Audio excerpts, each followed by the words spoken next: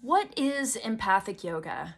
Well, it's my signature brand of yoga, and it's a combination of restorative yoga or therapeutic yoga and Reiki healing and mindfulness practices. I've been a yoga teacher for over 15 years. I've been practicing for close to 25 years now, and my practice has evolved. It's changed. I started off as a vinyasa yoga teacher and I loved it. I love teaching vinyasa. I still teach vinyasa. But my body is changing. As I've gotten older, I've noticed that I want the slower forms and the more therapeutic forms of yoga for what I need. So I turn to those forms and practices, and now I teach them. And I just love teaching people who have mobility issues, who have disabilities, who have recent surgeries, or maybe just in general aren't able to do the kind of yoga that's found in gyms. So that's what empathic yoga is about. And how do I incorporate Reiki healing into the restorative or therapeutic practices? Well, Reiki is an energy healing and it has no location, it has no form. So especially when doing the practices online, Reiki healing is done either at the beginning of the meditation or doing the relaxation pose at the end.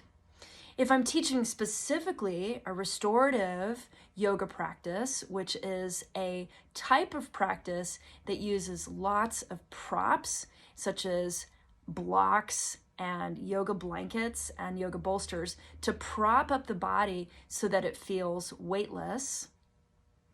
In those practices, the body lays still. It's kind of like nap time yoga, I like to call it. So the body is laying still, and in those moments, the stillness lasting for 5 to 25 minutes, I can do Reiki distance healing on an individual or on the entire room of people or the entire community of people if it's online. And I just love incorporating Reiki because already the mind and body are at a quiet state, and introducing an energy healing is going to really deeply penetrate the psyche and the physical body. And it's really cool. It's really one of my favorite things to do. Now, mindfulness practices, of course, are different kinds of meditation, and I do guided meditation that help with stress relief and anxiety and sleeplessness. And there's a myriad of things and tips and tricks that I like to introduce depending on, of course, the type of practice. A really nice way to get into a deeper experience with restorative yoga is to do guided meditation.